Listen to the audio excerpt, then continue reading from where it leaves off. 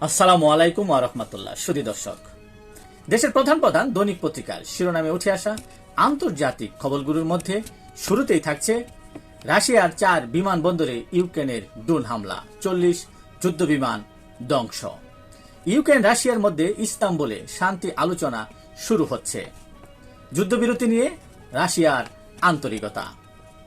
বিদেশি শিক্ষার্থী যুক্তরাষ্ট্রের জন্য কতটা গুরুত্বপূর্ণ, হার্ভার্ড বনাম ট্রাম্প প্রশাসন, এই নিয়ে একটি প্রতিবেদন ছাপিয়েছে দৈনিক পত্রিকাটি। কি ঘটছে ইমরান খানের ভাগ্যে? তার বিরুদ্ধে সকল মামলা রাজনৈতিক ও উদ্দেশ্য প্রণোদিত বলে জানান ইমরান খান।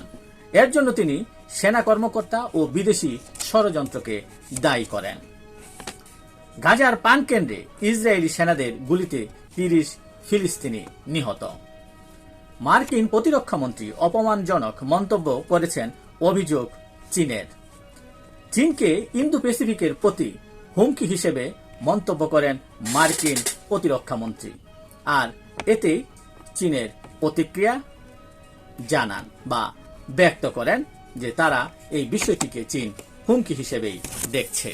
এই ছিল দেশের প্রধান প্রধান দৈনিক পত্রিকার শিরোনামে উঠে আসা শীর্ষ সংবাদ, যা নিয়ে এতক্ষণ আপনাদের মাঝে উপস্থিত ছিলাম। আশা করি আপনাদের ভালোই লেগেছে।